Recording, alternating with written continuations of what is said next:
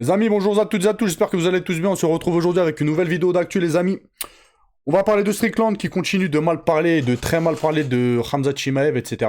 On va parler de Dricus du Plessis, on va parler de... Ouais, on va faire le tour de l'actu, les gars, et on commence tout de suite avec Khamzat Chimaev. Il y a d'autres images de lui où on le voit en sparring contre Khalil Rountree, etc. On sait que là, ces temps-ci, ils s'entraînent ensemble. Il le down. Il le down.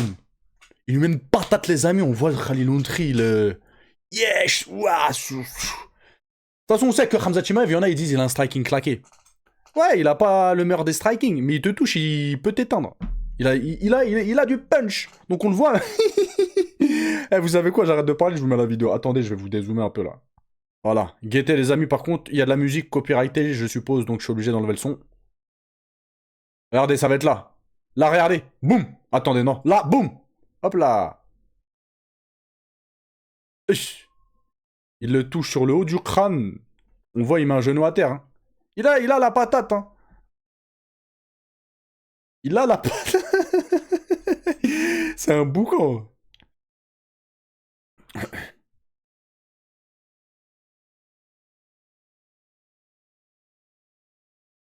Par contre, les amis, petite parenthèse, je voulais en faire une vidéo à part entière et peut-être que je le ferai. La personne que j'ai le plus critiqué sur ma chaîne, sur lequel je me suis le plus acharné, c'est pas Ilia Topuria, c'est pas je sais pas qui, c'est Khamzat Chimaev. Pour les plus anciens, vous le savez, les amis. Et je crois bien que j'ai fait une erreur sur lui. Donc voilà, je l'ai beaucoup critiqué, j'ai été extrêmement dur vis-à-vis de lui, comme je l'ai été envers personne, je pense. Donc voilà, bon, il regardera très probablement jamais ma vidéo et tout, il a très probablement jamais entendu parler de moi, mais j'ai envie de faire mes excuses publiques. Je l'ai sali publiquement, donc je m'excuse aussi publiquement, les amis. Voilà. Je m'excuse vis-à-vis de lui, ce que j'ai pu dire et l'acharnement que j'ai eu vis-à-vis de sa personne. Voilà. Surtout que, avec du recul, il semblerait que ce soit pas justifié. Voilà. On continue, les amis. Oh là là, j'ai vu l'info, je me suis dit, non mais là, par contre, là, ça devient dangereux, là. Là, ça devient dangereux, les amis, et ça devient du n'importe quoi, et il faudrait qu'il y ait, je sais pas, une organisation, je sais pas, un truc, un comité qui structure, à partir de 45 ans, tu combats plus. Les gars, ils voulaient envoyer Mirko Crocop à l'abattoir, là. Ils voulaient l'envoyer contre, vous savez qui, Francis Ngannou. Ils ont proposé à Mirko Crocop d'affronter Francis Ngannou. Est-ce que vous l'avez vu? Il est comme ça, maintenant. Il est comme ça. Il est, il a un truc, il a une maladie, truc de la tourette. Non, c'est pas la tourette, mais il doit avoir des post-traumatiques. Sa tête, elle bouge et tout. Il a des tremblements, machin. Ils ont voulu. Ne me dites pas qu'ils lui veulent du bien, à ce fighter-là. Ils voulaient un abattage, là. Et ils ont pas mis contre. Va combattre Jack Paul. Va combattre. Vous avez vu, je sais pas qui. Ils lui ont proposé Francis Ngannou, les gars. Francis Ngannou, attendez, je mets mes lunettes. Donc Francis Ngannou a été proposé. On va l'écouter ce qu'il en pense, les gars. En plein interview pour RMC Sport, Mirko Crocop affirme avoir été contacté il y a quelques jours pour sortir de sa retraite affrontant MMA Francis Ngannou. Une offre qu'il a préféré refuser. Eh, les gars, attendez, on l'écoute, les gars. Francis Ngannou. I say, who? Very friend of mine, serious guy. Attendez, je vais vous zoomer ça. Non, c'est pas la bonne. Hop. Comme ça, vous allez mieux pouvoir lire. C'est de la folie, les gars. J'ai vu ça, je me suis dit, c'est une blague. Said, are you willing to fight with Francis Ngannou? I said, who? Very friend of mine, serious guy from MMA business, serious guy. CEO of one big organization. And he's calling me, listen, he said, I know you are training, you are in shape all the time. Said, are you willing to fight with Francis Ngannou? I said, who? He said, Francis Ngannou. I said, what do you mean? Did you say fight? Did you use word fight, or you use word playing cards, chess, swimming, running? You mean fight as a fight? Yes. What kind of fight? Boxing fight? No, MMA fight. I start laughing. Are you crazy? Huh? He's the. Oh, ouais. If I had to pick, if I had to fight now, and said, okay, make a list from the worst to the best that you will fight. Of course, Francis Ngannou will be the first, the ouais. last one. I would fight. Ah, Said, ouais.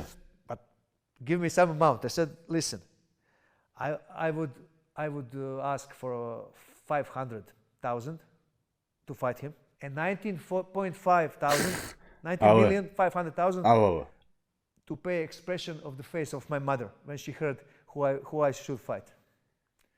But I will take only 500, and 19.5 goes to my mother. First of all, it's too short. They're fighting in May.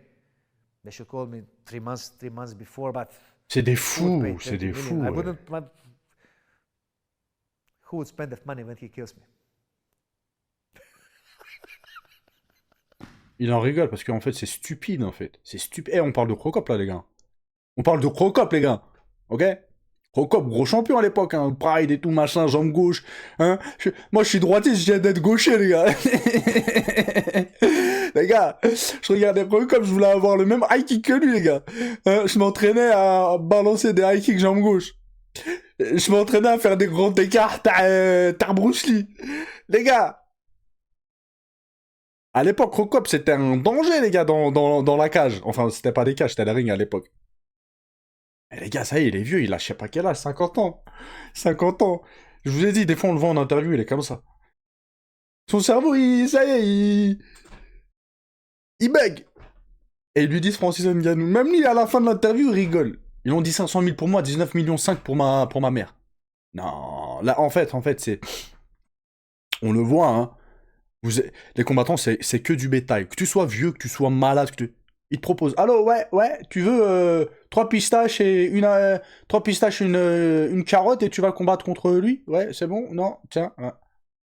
Il y a des combattants, ils sont en galère. Ouais, ils vont dire ouais et ils vont se faire. Non, faudrait qu'il y ait un truc. Il faudrait qu'il y ait un truc officiel pour structurer. Au-delà de 45 ans, tu fightes pas. Impossible. Impossible que tu fightes. Sauf bien évidemment si tu fights avec quelqu'un du même âge et tout. Et là, en fait, c'est l'info de l'année qui m'a le plus choqué. C'est celle-là. Non. Je crois Francis Ngannou. Je sais même pas. Lui, il a dit il est là pour taper les gens pour vivre. Mais on lui propose Crocop. Je sais même pas même si lui, il va pas se dire ouais, c'est chaud. Ouais, c'est chaud, je vais aller tranquille, vas-y. Je vais lui viser que le corps. Je vais mettre que des parpaings dans le corps. Faut pas que je touche sa boîte crânienne. Non. On continue les amis avec le dernier point concernant Khamzat Chimaev, l'évolution de Nassourdine Imavov, etc. Attendez, je vous dézoome ça. Hop là, c'est mieux comme ça les amis. Donc on écoute Younes, le manager d'Imavov. Aujourd'hui, je l'ai expliqué dans l'émission ces derniers temps, eh ben, où c'est pas que eux, parce qu'au-dessus de l'UFC, il y a TKO, au-dessus de TKO, il y a Endeavor, au-dessus d'Endeavor, il y a Silver Lake, le fonds d'investissement. Et ça va de pile en pile comme ça, jusqu'à des gens qui sont là pour faire de l'oseille. Et dans l'équation actuelle, elle est encore même plus complexe que l'UFC, parce que, en fait, c'est Khamzat. C'est Khamzat qui est une superstar, déjà de 1, et on sait tous que Khamzat, il n'a pas la volonté de combattre Nassourdine. Ce que je dis là-dessus, c'est pas que Khamzat a peur, ou loin de là, tu vois. On sait tous que Khamzat sait que c'est un grand athlète, que c'est un bonhomme, que c'est un mec qui prend tous les challenges, etc. Mais dans son cas de figure à lui, aujourd'hui, se dire, ok, vas-y, on m'a condamné à défendre une fois en middleweight, bah, tant qu'à faire, je préfère que ce ne soit pas Nassourdine, pour plusieurs raisons. Parce que c'est des personnes qui se considèrent, qu'ils ont quand même des liens, des personnes proches, etc., qui connaissent, qui se sont quand même un petit peu fréquentés, entraînés ensemble. Au-delà de ça, il y a tout l'aspect, tu vois, tout l'aspect, comment dire, nous on dit la fitna, mais je sais pas comment dire ça, tout l'aspect, Bah si, c'est... le fait de briser ces liens, en fait, le fait de briser des liens entre des communautés, etc. C'est quelque chose qu'on a beaucoup vu à la CAN récemment, tu vois, ça reste un sujet d'actualité, parce que sur les réseaux sociaux, derrière tous les messages de haine entre Algérie, Maroc, Sénégal, Mali, bref, tous les pays, tu vois ce que je veux dire, en fait, qui sont des peuples qui sont relativement frères jusqu'ici, mais dès qu'il y a une dissension parce qu'un résultat sportif, etc., ça crée des phrases sur les réseaux sociaux, des trucs qu'on veut pas vraiment voir quand on est suffisamment mature, tu vois. Quand on a un anonyme sur les réseaux, évidemment, c'est votre tasse de thé. Mais quand on est quelqu'un de mature et que ce qu'on veut, c'est de la bienséance et de la bienveillance, c'est pas des choses qui nous vont ravir. Moi, je pense que Khamzat, il est aussi dans cette position-là, en se disant, ok, je suis le A-side, en vrai, je suis la superstar. Nassour, ça reste mon gars, en vrai, je l'aime bien. Au-delà de ça, les Dagestanais et les Tchétchènes, il y a beaucoup de liens familiaux parce que la cousine est marquée avec un tel et l'autre. Et en fin de compte, les familles, elles s'imbriquent les unes dans les autres, tu vois. Et là où les gens, parfois sur les réseaux, viennent me dire, ouais, calmez-vous, ça reste du sport, etc. Ouais, c'est votre point de vue, j'ai envie de dire. Parce que le point de vue, va là-bas dans les montagnes du Caucase de Daghestan et en Tchétchénie, organise ce combat-là, tu vas voir si ça reste du sport, tu vois. Ce qu'il faut savoir, c'est qu'entre les différentes ethnies... Désolé, je connais comme un gros les dégueulasse. différentes ethnies auprès des Tchétchènes et des Daghestans, etc. Entre différentes ethnies, tu as des villages qui vont se taper les uns contre les autres, ethnie A contre ethnie B, tu vois. Et c'est des choses communes, en fait, pour des désaccords ou des trucs comme ça. Et là, le fait que ce combat arrive sur la biggest stage au monde, devant des millions de téléspectateurs, et que ça va entraîner un résultat qui peut être un chaos, qui peut être une soumission, qui peut être une guerre, qui peut être les deux qui se remplissent, etc. Et en amont, forcément, ça va susciter beaucoup de débats là-bas. Et donc, je trouve que, en fait, c'est très facile chez les supporters et chez les fans et chez les fans et chez les médias de dire arrêtez-vous. Parce que c'est pas vous qui êtes dans ces baskets-là. Et c'est pas vous qui vivez derrière cette situation un peu difficile. Moi, je me souviens, Alex, Hamzat, lorsqu'il a mis KO Aliskerov. Lorsqu'il a mis KO Aliskerov, moi, j'en ai parlé un jour avec lui. Et il m'a dit que lorsqu'il a mis KO Aliskerov, sa famille, sa propre mère, l'a appelé. Pourquoi t'as fait ça? Après, je pense, les amis, que c'est un faux débat. Je sais même pas pourquoi les gens ils se mêlent en fait. Parce que c'est Nassourdine et Hamza Chimev, les gens ils se permettent de parler, ouais, de critiquer et tout. Ils font ce qu'ils veulent, les gars, ils vous doivent rien. C'est une dinguerie en fait. Et s'ils se seraient affrontés, il y en a. Peut-être ils auraient pris la parole pour critiquer aussi. Ouais, ils s'entraînent ensemble, c'est des potes, c'est des frères. En fait, vous connaissez l'histoire du chameau avec son père et son fils. Bah, c'est comme l'histoire du chameau en fait. En fait, c'est un père et son fils, ils passent devant un village, les gens ils critiquent, ouais, pourquoi le chameau il porte 2 personnes, après il repasse dans un autre village, ouais, pourquoi c'est le fils qui marche et le père qui est sur le chameau, là, là, là. Moralité de l'histoire, il y aura toujours des gens pour critiquer là, c'est la même chose, ils font ce qu'ils veulent, les gars. Et je trouve que ça dure beaucoup, la situation. Ça dure beaucoup. Tout le monde est content, Nassourdine et tout, il est content, tout le monde est content, je sais même pas pourquoi là, il continue d'avoir une polémique. On continue les amis. Pareil, une autre singerie les amis. Le dernier tweet de Kamaru Usman. Probablement il pourrait combattre Conor McGregor en 2026. Bah, c'est quoi cette blague? C'est quoi ce piège? C'est quoi ce piège? C'est quoi cette blague encore? Qu'est-ce qu'ils vont nous sortir? En fait, ils essayent d'inventer des fights. D'accord? Des fights, je sais pas de sortie d'où. Hein? Mais les vrais fights que les gens veulent voir, eh ben non, ils les font pas. Mais qu'est-ce qu'on en a rien à péter de ton Conor McGregor, là, il a 47 ans bientôt, hein. Il est finito, il est bouffi, il est gonflé. Avec Kamaru Usman qui reste, malgré qu'il a un certain âge, qui reste toujours là, etc. Il est... vas-y, il nous fatigue, hein, les gars. Je sais pas ce que vous en pensez, mais... vas-y, l'UFC, ça devient claqué. J'arrête pas de le dire en vidéo, mais... Les gars, je suis obligé de... Attendez. Kamaru Usman contre Conor McGregor. Y'a qui voudrait voir ça? Y'a qui? Vas-y, qu'ils arrêtent. On continue les amis avec Daniel Cormier qui parle de la confrontation, enfin du combat entre Strickland et Khamzat Chimaev. Il a dit quoi? Il estime que l'intensité du combat entre Strickland et Khamzat Chimaev exige des mesures de sécurité renforcées. Il a dit quoi? Je ne sais pas si je leur ferais suffisamment confiance pour les laisser ensemble avant le combat. Ouais, non, faut éviter quoi. Faut éviter. On continue avec Dricus Duplessis qui estime que Strickland a de bonnes chances de battre Khamzat Chimaev. Il a dit quoi? En striking, Strickland est clairement supérieur à Khamzat Chimaev. Le maintenir au sol est extrêmement difficile. Strickland est bien plus fort qu'on ne le pense. Je pense qu'il a très... Il doit avoir le seum contre Khamzat Chimaev, il a qu'une envie, c'est de le voir se faire éteindre. Voilà. Continuez de terminer les amis avec Strickland. Bon, il y a un petit jeune, il a fait une interview. Et il lui a dit, bah attendez, par contre, je suis obligé d'enlever le son. Voilà, c'est de la musique copyrightée, je suis obligé les gars. De toute façon, les sous-titres, ils sont en euros, donc vous pouvez lire.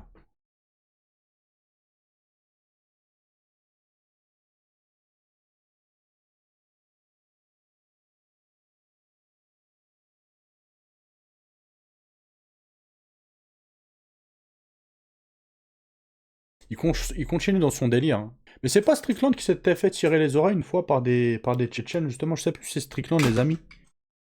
Ou un autre fighter.